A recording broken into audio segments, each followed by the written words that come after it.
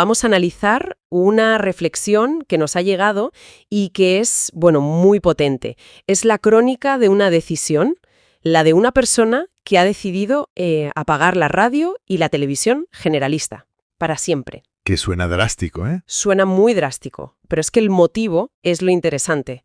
No lo hace por apatía o por querer desconectar del mundo. No, es justo lo contrario. Exacto. Lo hace porque quiere estar, y esto lo cito tal cual, radicalmente mejor informado. Y esa es un poco la misión de hoy, entender esa paradoja. O sea, cómo puede alguien buscar mejor información alejándose de los medios de siempre. Y sobre todo, qué alternativa se construye. Porque aquí la inteligencia artificial juega un papel clave. Es que es una pregunta fundamental, porque lo que propone este texto no es solo un cambio de canales. Es un cambio de filosofía, diría yo. Es el viaje de ser un consumidor pasivo que busca seguridad, a ser un consumidor activo que busca entender.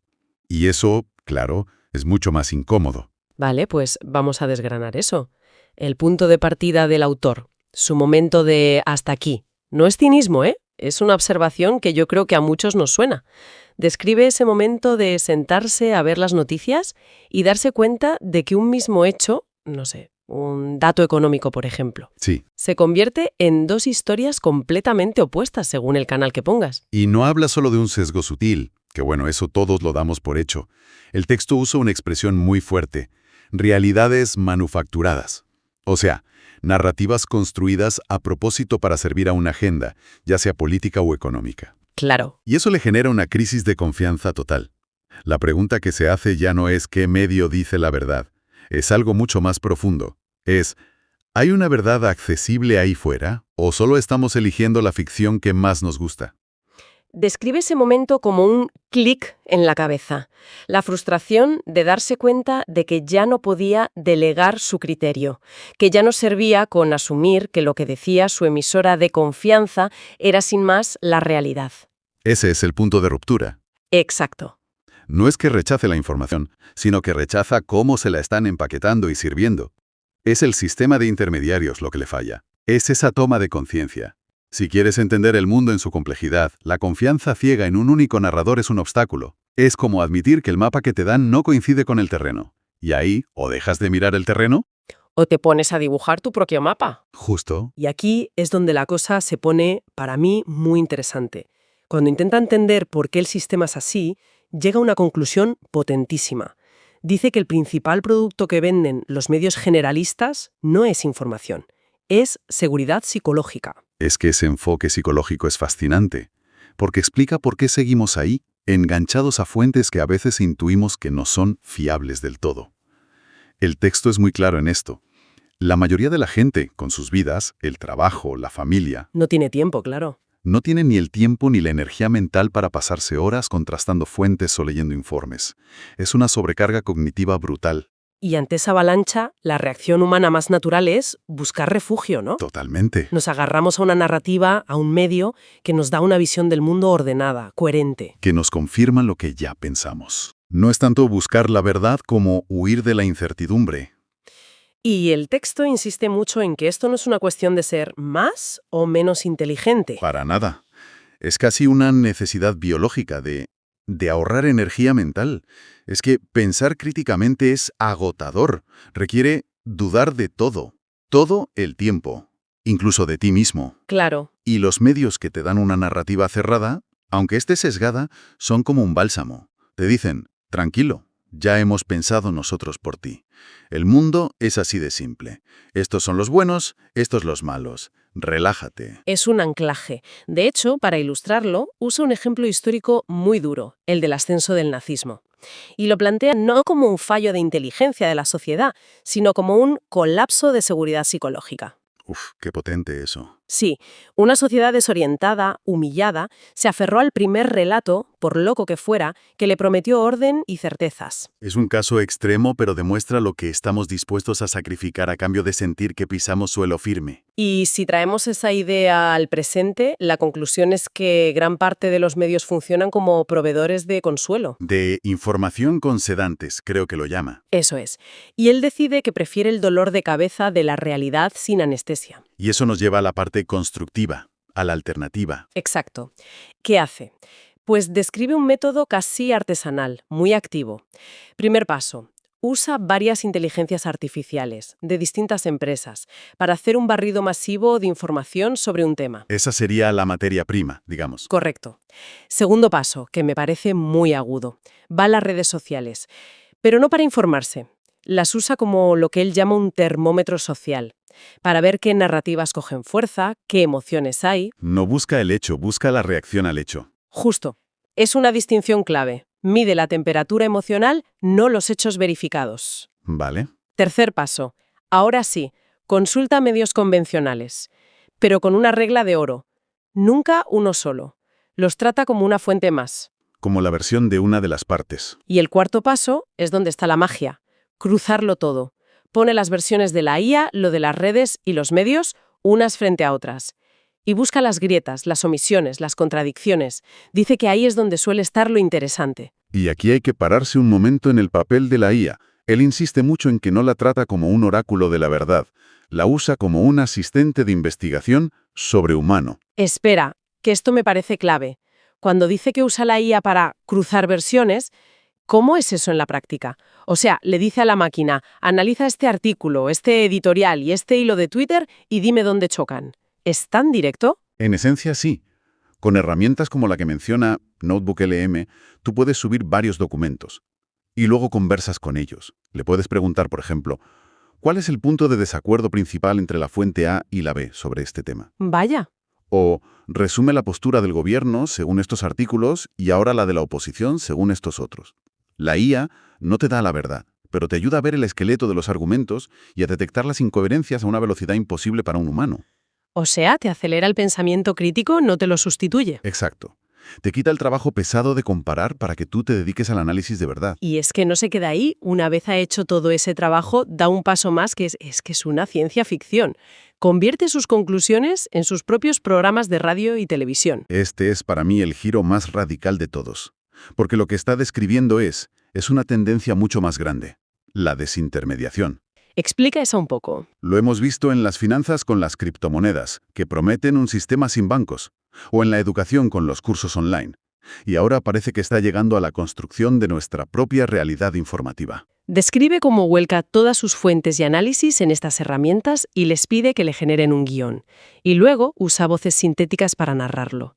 El resultado, dice, es un informativo de 15 minutos con 2 o 3 voces calmadas, estructurado, sin gritos, sin publicidad. Y sin una línea editorial que no sea la suya, la que él ha construido. Es alucinante. El individuo se convierte en editor, programador y único oyente. Es un acto de soberanía informativa total. Ya no delegas la tarea de entender el mundo. La asumes tú, pieza a pieza. Y la pregunta que deja esto en el aire es inmensa. ¿Estamos preparados para ser los arquitectos de nuestra propia percepción? Pero claro, aquí es donde salta la alarma. El propio autor lo reconoce, ¿eh? Si tienes herramientas tan potentes para construir tu propia realidad, no corres el riesgo de crear una burbuja ideológica perfecta, mucho más fuerte que la de cualquier tele. Es el gran pero de todo esto, sí. Es una objeción muy seria. Es que yo iría más allá. No es una visión súper optimista de la gente. ¿Cuántos usarían esto para buscar activamente ideas que les contradigan? O para construir la cámara de eco definitiva. Claro. Una que te confirme al 100% que tienes razón en todo. La objeción es totalmente válida. Y la respuesta que da el texto es sutil, pero me parece crucial. Él no niega el riesgo. Pero su contraargumento tiene dos partes. Primero, que ese riesgo ya existe. Las burbujas ideológicas son el negocio de muchos medios. Vale. Y segundo, y esto es lo importante, la diferencia está en la conciencia del sesgo. ¿A qué te refieres? ¿Entre un sesgo impuesto y uno que tú gestionas? Exactamente. En el modelo tradicional, el sesgo te viene de fuera. Es invisible y lo asumes como si fuera la objetividad. Crees que las cosas son así. En el modelo que él propone, como eres tú quien elige las fuentes y cocina el resultado, eres consciente de que hay un sesgo, el tuyo. Entiendo. Y ser consciente de tu propio sesgo es la única forma de poder corregirlo. Es como la diferencia entre estar en una habitación pintada de un color sin saberlo y pintar tú las paredes sabiendo que podrías haber elegido otro color. Es una analogía perfecta. Tienes la lata de pintura en la mano. Puedes decidir añadir otros colores, buscar perspectivas que te incomoden. No es fácil y requiere una disciplina intelectual enorme, como decías, pero la posibilidad está ahí. El control es tuyo. En el otro modelo, ni siquiera sabes que la habitación está pintada. Por eso cierra con la frase que para mí lo resume todo. La inteligencia artificial no es el problema. El problema es la renuncia a pensar. El peligro no está en la herramienta, sino en la tentación de delegar el trabajo más duro, que es pensar por uno mismo. Exacto. El peligro está en buscar la comodidad de que otro nos diga qué pensar para no tener que enfrentarnos a la complejidad del mundo, que es abrumadora. Es un cambio radical de prioridades, ¿no? Es pasar de valorar la comodidad de un relato simple, aunque sea manipulador, a aceptar la incomodidad de una realidad compleja. Es una declaración de intenciones. Sí. Es decir, prefiero comprender, aunque me genere dudas, que estar tranquilo en una certeza falsa. Es la elección de construir un criterio propio. Y el texto cierra con una reflexión final que me pareció muy poderosa. Dice que después de varias semanas con este sistema, un día encendió la radio del coche por casualidad y se dio cuenta de que ya no le sonaba a información, ¿Y a qué le sonaba? a consuelo, a consuelo. Sí. Escuchaba esas voces familiares, el tono seguro, la narrativa de siempre. Y lo que oía no era un intento de describir el mundo. Era un mecanismo diseñado para tranquilizar a la audiencia, para confirmar sus prejuicios, para darles seguridad, no para informar en el sentido más puro y a veces, sí, doloroso de la palabra. Y esa es la pregunta que nos deja este análisis y que creo que es bueno dejar flotando. Si escuchamos con atención los medios que cada uno consume, los periódicos, los programas, los podcasts que seguimos, y somos honestos, ¿a qué nos suenan realmente? ¿A un esfuerzo genuino por hacernos entender la complejidad del mundo o a una reconfortante dosis de consuelo que en el fondo solo está ahí para reafirmar lo que ya pensábamos? Nuestra relación con los medios de siempre, ¿no?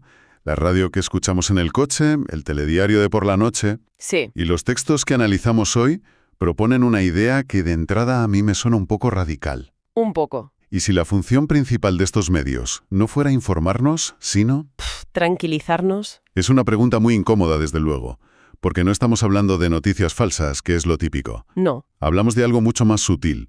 Los documentos que tenemos convergen en esa tesis, que hay una especie de pacto no escrito entre los medios y la audiencia. Un pacto. Sí, para evitar las verdades más crudas, a cambio de, de una sensación de estabilidad. De hecho, uno de los autores lo llama la gran mentira colectiva. La gran mentira colectiva. Suena a teoría de la conspiración. Totalmente. Pero los textos insisten mucho en que no van por ahí. Ah, vale. No se trata de un plan malvado ni nada parecido. Es el resultado casi inevitable de un modelo de negocio y de nuestra propia psicología. Entiendo. Así que esa es un poco la misión de hoy.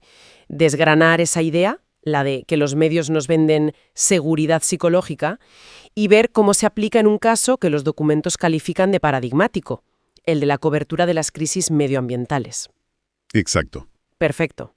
Vamos a ver cómo una verdad tan demoledora como la contaminación y sus efectos inmediatos puede quedar en segundo plano. Frente a otra narrativa. Justo.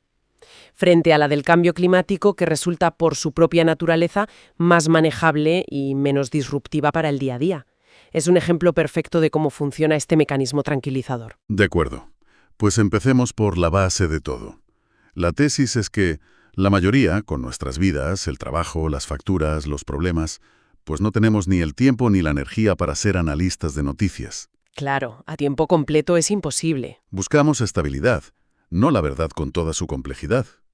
Pero, a ver, ¿esto no es un poco paternalista? ¿Asumir que la gente no quiere o no puede manejar la verdad? Es una objeción lógica, sí, pero el argumento no va tanto por ahí. No es una cuestión de falta de inteligencia o de espíritu crítico. Entonces, Es más bien una cuestión de economía cognitiva, por llamarlo de alguna manera. Nuestro cerebro, para no colapsar con tanta información y preocupaciones, busca atajos, busca patrones, claro, cosas que le den seguridad. Y los medios generalistas, con sus caras familiares, sus sintonías de siempre, sus relatos coherentes día tras día, ofrecen justo eso, un anclaje. o sea que mi lealtad no es tanto con los datos que me dan, sino con la sensación de que el mundo sigue un orden que puedo predecir, de que alguien tiene el control. Es una analogía perfecta. Es como volver cada noche al mismo bar, que ya sabes lo que te vas a encontrar. Exacto. La gente no enciende una cadena de radio para que le desmonten su visión del mundo, sino para que se la confirmen. Buscan consuelo. Consuelo, qué palabra. Sí, la sensación de que las cosas buenas o malas siguen una lógica conocida. Uno de los textos lo describe como una necesidad humana fundamental de seguridad. El problema viene, claro, cuando esa necesidad choca con verdades que son, por definición, muy incómodas. Vale, entiendo la teoría, la base psicológica, pero necesito un ejemplo muy concreto para que esto no se quede en algo abstracto. ¿Dónde vemos este mecanismo de forma flagrante? Pues aquí es donde el análisis se vuelve realmente potente. A ver, los textos proponen comparar la cobertura mediática de dos gigantescos problemas medioambientales, el cambio climático y la contaminación, que a primera vista parecen parte de lo mismo. Parecen, pero mediáticamente se tratan de forma radicalmente distinta. El foco principal, abrumador, está puesto en el cambio climático. Desde luego. Cumbres internacionales, objetivos de emisiones para 2050, debates sobre los grados de calentamiento. Es un tema constante. Y fíjate en la naturaleza de esa cobertura. Es un debate a menudo elevado, casi filosófico, ¿no? Sí, muy abstracto. Se habla de modelos a futuro, de negociaciones políticas complejísimas, de conceptos como las toneladas de CO2. Y esto tiene un efecto tranquilizador muy potente. ¿Por qué? Permite que la audiencia se sienta informada, cívicamente preocupada por un gran tema global, pero al mismo tiempo genera una distancia psicológica enorme. Claro, es algo que gestionan los de arriba, los expertos, los gobiernos, y que ocurrirá en el futuro. Eso es. Es una preocupación que no me exige cambiar nada mañana por la mañana al levantarme. Puedo indignarme en el sofá y luego seguir con mi vida. Precisamente. Y mientras toda nuestra atención se va a esa amenaza futura y abstracta, los textos señalan la verdad incómoda que se está omitiendo, o como mínimo, minimizando sistemáticamente. ¿Qué es? Que la contaminación es un asesino masivo, tangible y presente. Y los datos que se aportan son para detenerse a pensar de verdad. Dispara. La contaminación, en todas sus formas, causa aproximadamente 9 millones de muertes prematuras al año. Espera, para. ¿9 millones al año? 9 millones. Eso es una cifra que cuesta procesar. Es como si toda la población de Austria desapareciera cada 12 meses. ¿Es una barbaridad? ¿Y esto no abre los telediarios cada noche? Es que no me entra en la cabeza. Y si lo desglosamos, es aún más impactante. De esos 9 millones, los textos detallan que unos 8,1 millones se deben solo a la mala calidad del aire que respiramos. 8 millones por el aire. Esto lo convierte en el segundo mayor factor de riesgo de muerte a nivel mundial, por encima de la mala alimentación o del tabaquismo. Madre mía. A eso, súmale otro millón de muertes por agua contaminada. Y no es algo que ocurra en sitios remotos, ¿eh? Uno de los datos más gráficos es que de media, cada persona consume sin saberlo más de 50.000 partículas de plástico al año. 50.000. Están en el agua, en la comida, en el aire que respiras. Es brutal. Y si ponemos esa cifra, los 9 millones de muertes de ahora, al lado del coste humano del cambio climático que se suele mencionar, ¿cuál es el contraste? El contraste es abismal y ahí está la clave para entender la tesis. El cambio climático ya tiene un coste humano directo, claro. Los textos citan unas 546.000 muertes anuales por olas de calor en la última década. Que es una cifra terrible, por supuesto. Terrible, que nadie lo dude. Pero es que estamos comparando 500.000 con 9 millones. La escala de la mortalidad actual por contaminación es casi 20 veces mayor. Y sin embargo, ¿cuál de los dos temas domina el debate público, las tertulias, los titulares? no hay color. La pregunta entonces es inevitable y volvemos al inicio. ¿Por qué? ¿Por qué este desequilibrio informativo tan gigantesco? Si no es una conspiración, ¿cómo funciona este tranquilizante para que miremos al futuro y no a lo que nos está matando hoy? Lo fascinante del análisis es que lo explica desde la lógica comercial y estructural de los propios medios. O sea, el modelo de negocio. No es malicia, es el modelo de negocio. Un medio necesita audiencia, clics y, sobre todo, anunciantes para sobrevivir. Y aquí es donde hablar de cambio climático es mucho más seguro comercialmente. Más seguro que hablar de contaminación, pero ¿por qué? ¿Cuál es la diferencia? El cambio climático tal y como se presenta es un enemigo abstracto. El CO2 es un gas invisible. Permite grandes debates políticos, tertulias ideológicas, pero rara vez señala un culpable concreto, que esté en el día a día del consumidor. O que sea un anunciante del medio. Ahí le has dado. En cambio, hablar con crudeza de la contaminación. Es señalar con el dedo. Exacto. Es hablar de las partículas que emiten los coches de una marca concreta, de los plásticos de una empresa de alimentación, de los pesticidas de la agricultura industrial. Claro. Son industrias potentísimas, con una influencia económica y política enorme, y que a menudo son los grandes anunciantes que pagan las facturas del medio. Es infinitamente más incómodo y arriesgado confrontar a un culpable tangible que debatir sobre un problema abstracto. Mucho más. Eso suena increíblemente cínico. ¿De verdad estamos diciendo que los editores se sientan y deciden «no cubrimos esto porque nos anuncian coches»? ¿O es algo menos consciente? No, claro, no es tan explícito. Es mucho más sutil, y ahí es donde los textos identifican 4 mecanismos clave que operan casi de forma automática en las redacciones. A ver, ¿cuáles son? El primero es lo que llaman la repetición de marcos. Repetir un mismo encuadre del problema una y otra vez. Épica contra el CO2. Es un relato sencillo, potente. Al enfocar toda la energía ahí, otros contaminantes mucho más letales a corto plazo, como las partículas PM2,5 o los microplásticos, simplemente se quedan fuera. En los márgenes de la noticia. Eso es. Entiendo lo del marco del CO2. Pero a veces sí que ves titulares muy directos, tipo «Ola de calor mata a cientos». Eso no parece abstracto, suena muy real. Y ahí es donde entra el segundo mecanismo, la simplificación extrema. Ah, El titular es real, sí, pero la causa que se presenta es una verdad a medias. Se culpa al clima, un ente genérico y abstracto, claro. pero se omite sistemáticamente que la contaminación crónica de esa ciudad ya había debilitado los sistemas cardiorrespiratorios de las víctimas durante años, haciéndolas mucho más vulnerables a ese golpe de calor. Claro, es más fácil decir «el calor los mató» que decir «los mató el calor porque años de respirar aire sucio les habían destrozado los pulmones». Exacto. Lo segundo implicaría hablar de política de transporte urbano, de industria, de decisiones y de responsables. Esa es la clave. Y esto nos lleva al tercer mecanismo, que lo vemos todos los días. La dramatización y el espectáculo. Las tertulias. Una tertulia a gritos entre un político que defiende un tratado y otro que lo ataca genera muchísima más audiencia, más interacción en redes, que un reportaje riguroso y calmado sobre, por ejemplo, Ujú. Los 5,13 millones de muertes anuales causadas por la quema de combustibles fósiles, que es otro dato de los textos. esa mismo.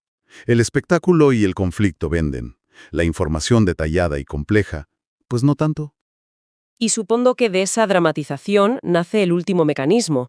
Si hay conflicto, hay bandos. Exacto. El cuarto, y quizás el más efectivo como tranquilizante, es la polarización. Reducirlo todo a blanco o negro. Se reduce un problema científico y social complejísimo a una batalla de equipos.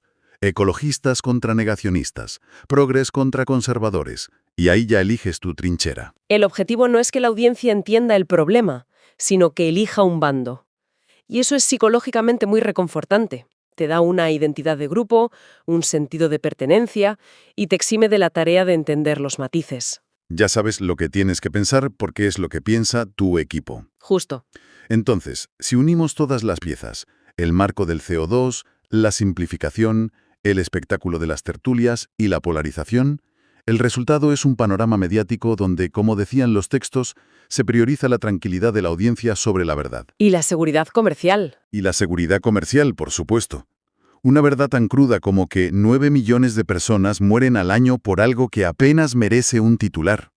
Esa es la conclusión a la que llegan los análisis. El gran debate sobre el clima, que es importante, no digo que no, funciona como el tranquilizante perfecto. Nos mantiene ocupados. Nos mantiene ocupados, preocupados por una amenaza global, futura, y nos permite sentir que nos importa el planeta.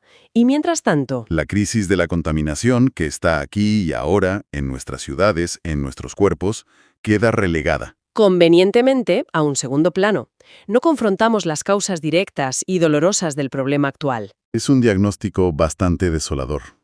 Frente a esto, ¿se apunta alguna solución? ¿O simplemente constatamos que el sistema funciona así y ya está? Los textos se apuntan en 2 direcciones, que son complementarias. Por un lado, una llamada de atención al propio sector. La necesidad de un periodismo incómodo. Me gusta el término. Un periodismo que resista a la tentación del clic fácil y el sensacionalismo, que se atreva a conectar los puntos aunque sea comercialmente más arriesgado. Y, por otro lado, supongo la audiencia. Por otro lado, se pone el foco en nosotros.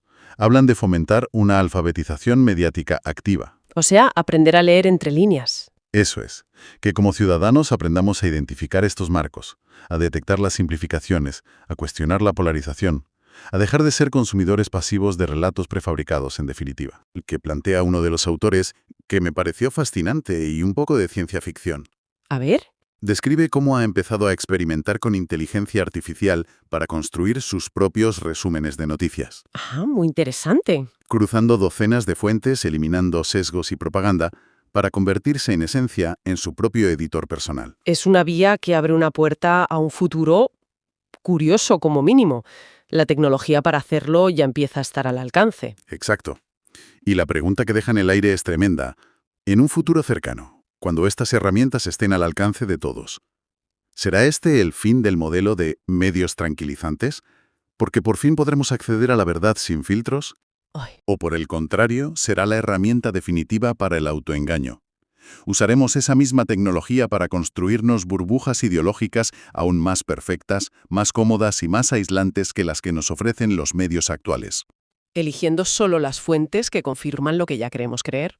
Ahí queda la pregunta.